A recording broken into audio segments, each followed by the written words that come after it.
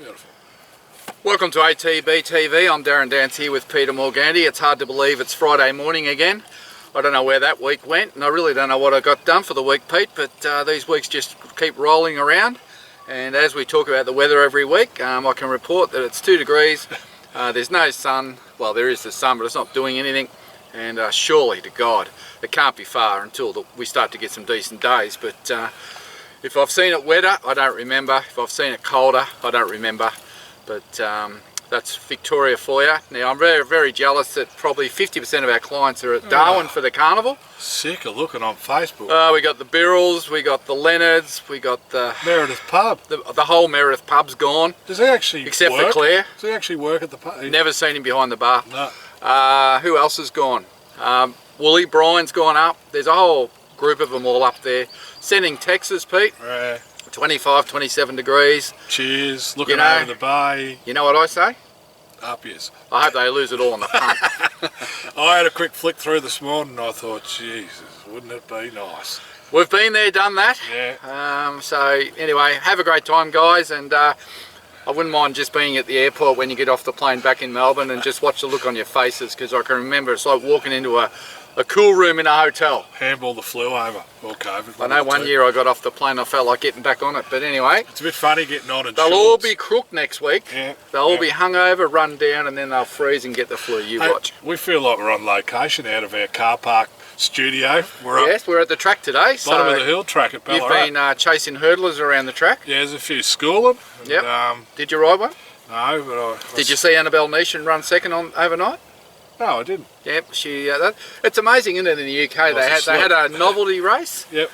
Where they invite a number of people to ride in a race. Yep. Celebrity type. One guy was a policeman. Oh right. There was someone with MS. Yep. There was an actor. There was one of those cooks. Wide variety. Yeah. There was a Olympian. You know, there was just a cast of different people, and Annabelle Neesham was one of them. Yep. She's run second. She rides Zaki. Her style looked okay.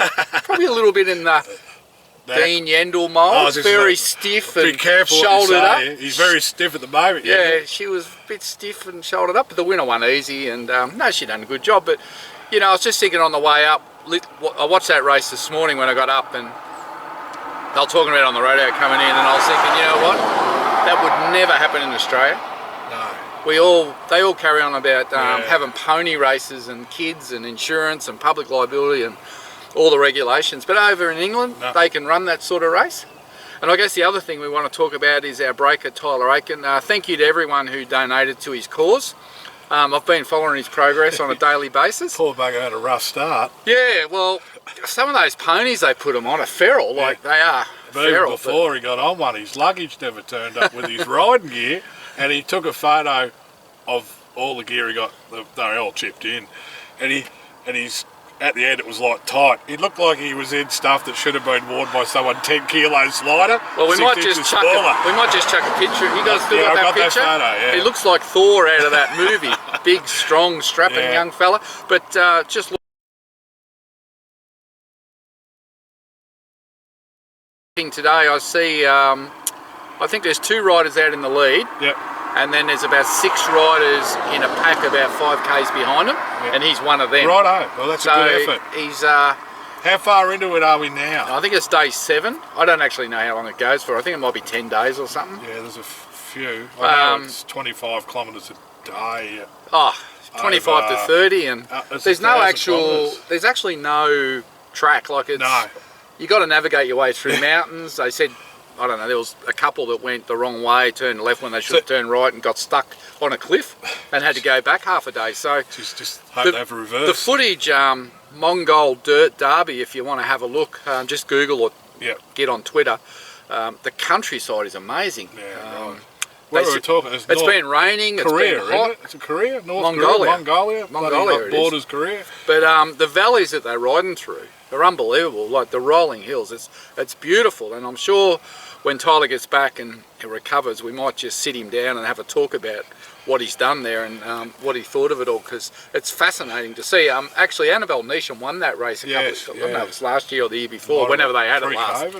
Yeah, so it's a real test of skill. And a lot of these horses, like little ponies. Well, every 25, like, which is a checkpoint, you get another horse. Yep. And it's your eye.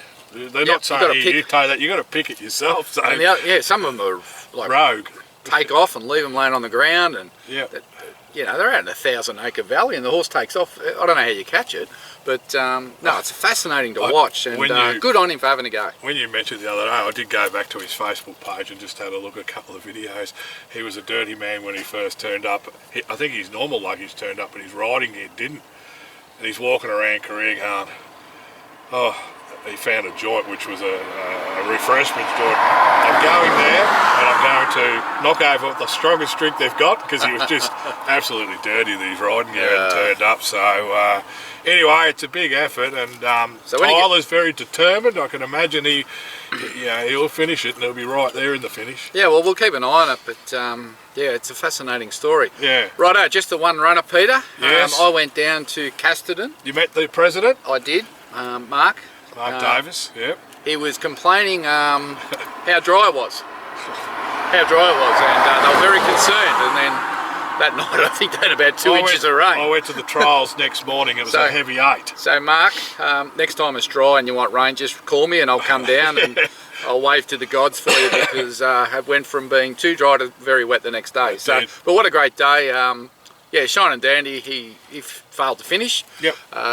He was terrible.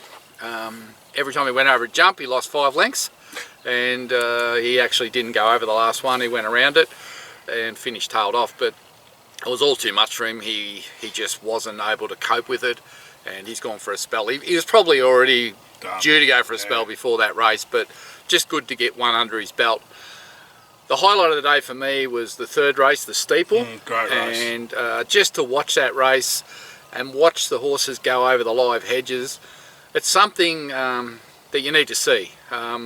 We took a couple of clients with us on the weekend, and they were not fans of jumping. Didn't like it. But after watching the steeple, I think they've fallen in love with it. Yeah. And they just said they didn't appreciate what was involved and how the horses actually really love going over those hedges, and how athletic they are and how skillful the riders are. So I think if more people got to go to some of these steeples and hurdles, they'd have a better understanding and appreciation of the game.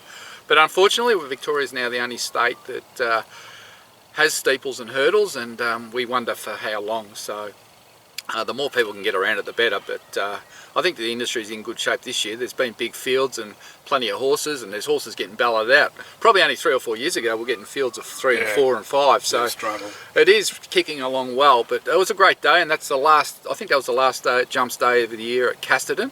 I think there's there might be one at Pakenham coming up, and one at Sandown, and then one the big one here at Ballarat in a couple of weeks. Colorado's in there as well. I just wanted to go down and really stay and watch the steeple, because I loved it. They fearless, those blokes. I met a couple of them. I can't believe those jumps blokes how tall they are. Actually, they're taller than. Like, I'm 6 foot and they're taller than me. Yeah. So, but yeah, they got to be crazy. If you don't think horses like jumping, watch them. Most of the horses going over, and it's very much like it's live hedge. It's like a something that you would see in a paddock. They go over with their ears pricked. They're loving it, And I actually prefer the steeple to the hurdle, I must say. I think the hurdles, personally, my opinion is that they are not high enough. Yeah, they make it too quick. They go too fast, and because they're going so fast, they actually whack into them. Whereas the steeple, they have to actually focus, prop, and leap, and they leap it a long way. Too. Yeah, they're very wide. Yeah. So, and they're actually very forgiving on them, and they can actually go through them. Yeah, their undercarriage can roll through, and it's not hurting them. Well, you would have went out a few back doors and threw a few scrubs in your day, wouldn't you? With the girls bloke chasing you. Literally through the scrub. You would have been running for your life. And back in the day. Front door for me, Darren. Back in the black and white. Anyway, let's get down. We've got quite a few runners this week. Hopefully there's a winner there. One today, Darren. But there's a couple on their last chances. The one today is unassailable, Philip Stokes. I think he had a couple of options, decided to go to Murray Bridge today. Out to 1200, which I like. Drawn in 3, Jason Bembo, benchmark 58. She's won at that level. Third up. Yeah, just looking today at the video of her in the stable this morning, she looks outstanding. They couldn't have her any better order. They're putting the crossover on her, and I can't believe she's $12, $3.40 the place. If she was anywhere near a good form, there's no way she'd miss a place in the 58 over 1200. So it's just a question of whether we know whether she's fully committed to the operation and the task ahead. Probably either way, unless she wins by 5 or 6, she'll be coming home. Yeah. So her future is in her hands, and we'll see what happens today. But look, on her work, on her looks, she should be running top 3 at $12, and let's hope she really puts in and turns the corner. From gate 3, she should be right on the hammer, I would have thought. Anyway, we'll wait and see. Not sure what time. I think it's later in the day today. Sunday, a first starter, Rusho, I think you pronounce it. May go around at Bendigo. Saab had it in at the Valley, scratched. I'm not sure whether he's 100% sure whether he goes around at Bendigo. You know a little bit more about that. Yeah, it's a 2-year-old gelding that we bred by Piero out of our good mare Rockalicious. It's trialled up well in both trials. It was very good trialling up at Flemington last week. He's got it in at Bendigo on Sunday, as you say. 50-50 whether we're going to run. It's probably still a prep away. You're damned if you do and you're damned if you don't with these sort of horses, because if you run them and they run badly, then everyone thinks they're no good. But it's education-wise, it's good to get a run into them for the next prep. So it's just a question. Saab was just going to, I think he was going to give it a bit of a squeeze up this morning and see how it felt and whether it had eaten up everything and everything was, its bloods were right, and make a call. But I think we're only 50-50. Whether we go or not, so we'll just have to wait and see. But he's a nice horse. If he doesn't run tomorrow, he'll go to the paddock, and then he'll be back later in the spring. But yeah, he's out of our good mare Rockalicious, and the half sister won in town the other day. I see Delicious Tycoon's in again tomorrow at the Valley, and Matt Laurie's got a good opinion of this one. So we'll see how Saab goes and what we do. But if it's not running tomorrow, just keep an eye on it later in the year. It's a good track to kick off on if you do decide to go anywhere with it. Tuesday at Coleraine, which is a transferred Warrnambool meeting, so you can imagine Warrnambool's pretty wet and heavy at the moment. Coleraine, few distance changes, but an Irishman may go around in the mile race, or I think there's an 18, he's nominated for 2, Fields out, probably will be out by the time you get this, so I'll pop up whether he's running and where he's running. Yeah, I think he's tossing up between whether he goes to Coleraine on Tuesday or whether he goes to Sandown next Sunday. Right. He's just tossing up between the two. Colerane's a tight circuit, but it does favour on speed. Yeah, suit his style. So I think he's just tossing up whether to go there or wait and go to Sandown. So look, he was a line through the last run because he got on the fence and got bogged down, and I don't think the kid was strong enough. So my understanding is he'll have a senior rider on next start. Yeah. My own preference is he probably should go to Coleraine on Tuesday, even though it's a good 3-hour drive for me, but I wouldn't mind getting up there because Colerane's another one of those tracks that it's an experience to go to those tracks. It's sort of like Burrumbee to Voca, just unique. They only race there a couple of times a year. This is a fill-in because Warrnambool's, I think they've had a Renault on their track, and it's obviously a heavy 50, so it's good to have these tracks. I can remember the last 3 times we went there with runners. Right, your name one. Yep. We just got beaten with Cracksman in that 3,800 metre race, might have been 2 years ago. And Jack Hill rode one that won by a nose. It was only back in Weary's days. I can't remember it. It was a honey race that won. Ended up going to Tassie, I think. So my experiences have been there. We've got a reasonable record at Coleraine. Yep. I think there's a jumps day coming up there too. Which, the Great Western Steeplechase, oldest steeplechase in Australia. I wouldn't mind going if I can get there, but I just don't know. The 19th of August. Yeah, so we'll just see how the foaling's going, Pete. Yeah, well, you'll be into it soon, won't you? 2 weeks, mate, 2 weeks. I've got 10 days of my life left. Wednesday, our midweek city meeting is at Geelong, and we'll have obviously no Fields out till Monday. Crackerjack Prince backing up from his very good Bendigo win, and we'll also have presumably Quick and Dandy resuming. Obviously Crackerjack Prince is a live chance whatever race he goes in, and the other filly's got really good ability, but she's off a fairly decent sort of break since she's raced. She's been in forever, but let's start with Crackerjack Prince. Probably should have won first up. Certainly won second up like a good horse on the worst part of the track. He'll go to Geelong Wednesday, and I don't really care who's in that race, Pete. He's going to be hard to beat. As long as he draws a nice gate, he's going to be very hard to beat there. He's city class, that horse, and he's come back better than ever this prep, and he relishes wet tracks. So draw anywhere so he can get to the outside. Yeah, just inside, somewhere between 4 and 9, 4 and 10. I'm sure everything will be good there, but I'm very confident he'll run well. Quick and Dandy, first up off a long break.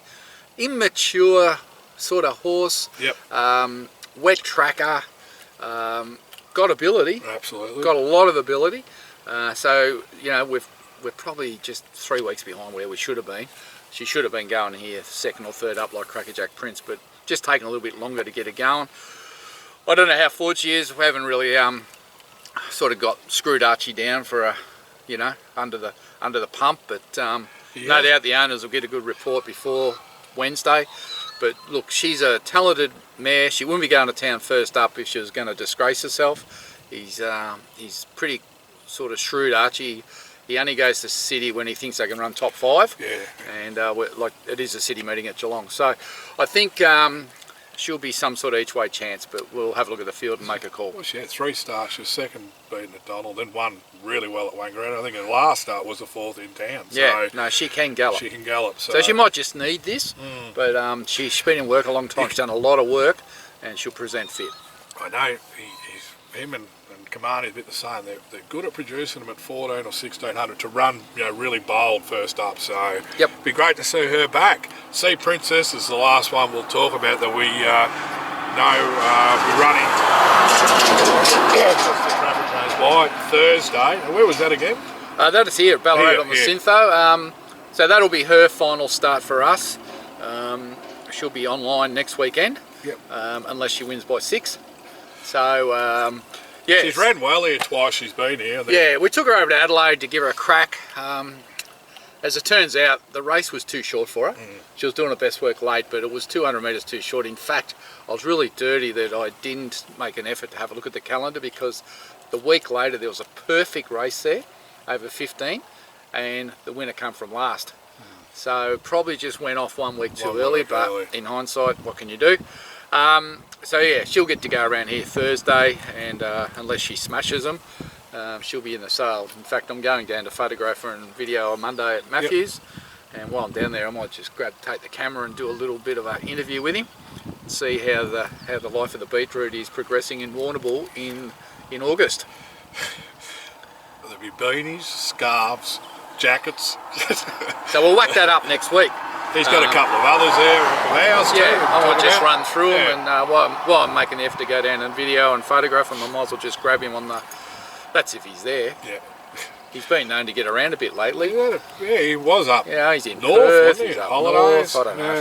I don't know how he actually finds his joint, if he remembers where he lives. Oh, sure he's not in Darwin. Here comes the tractor, Pete. That's good, isn't it? Yep, there's a bit of work's going on up there, Darren. Yeah, Ballarat, they're doing a bit of work. A secondary hill track. Yeah, a wood chip track or something. Yeah. Anyway, that's our runners for the week. So we're looking forward to that. And as I said, we're only a couple of weeks off filing. For the owners, you would have seen there's a couple of shares in that Crackerjack King filly available. That's going to Archie Alexander. Yep. So if you haven't already inquired, inquire. Great value. Yeah, it's cheap, but Great value.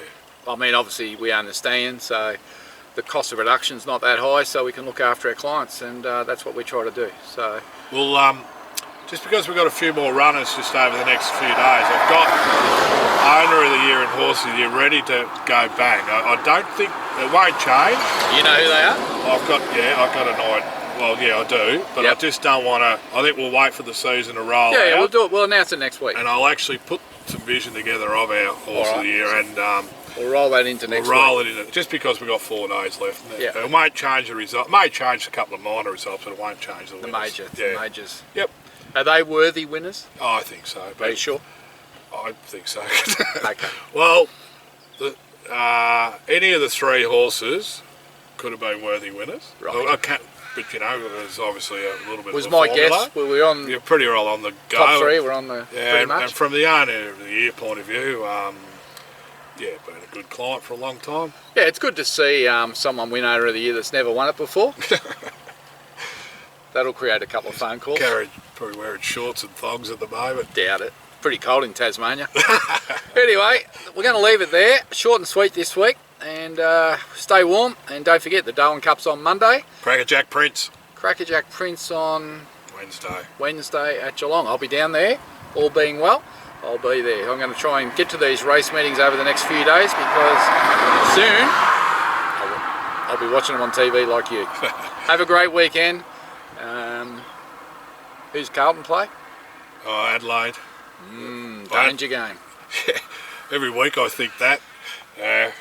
We win this, we might play finals, but I'm not getting carried away. Saturday night I'll be on the couch watching Geelong and the Dogs. That'd be a good game. Is that Saturday night, is it? Yep, yeah. Sitting there on the couch. Yep. Liz will be going off a tree. I'll have my earmuffs on. Well, one of the best games I watched... I need my earmuffs on. One of the best games I watched was Geelong and Port Adelaide last week. Now, I can imagine Liz might have been vocal in that. It was a great game. As an independent, you love watching two teams you don't barrack. And Grounds for divorce, the behaviour. I'm on it. The language, Pete. Maybe I should have had the video camera going. For the first time that third quarter. 5 years, Carlton are above Richmond. So Beck's a quiet one. I must say, I was proud of Liz. Halfway through the third quarter, she didn't go to bed. Oh, right, eh? She stayed up. Well, there's every chance she could have because they weren't... Oh, well, I bet it was close, but yeah. No, to Geelong's credit, they came back in the last quarter. They are the team to beat. There you go. Favourites. Them and Melbourne are the favourites, and clearly. I'll actually cop some abuse here, but as for that black and white mob, how they keep getting out of jail's got me... Well, I tell you what, hey, big shortness for the flag. It's the Herald Sun last Monday was all about Collingwood. Here they come. Here they come. They're going to win the flag. Look out.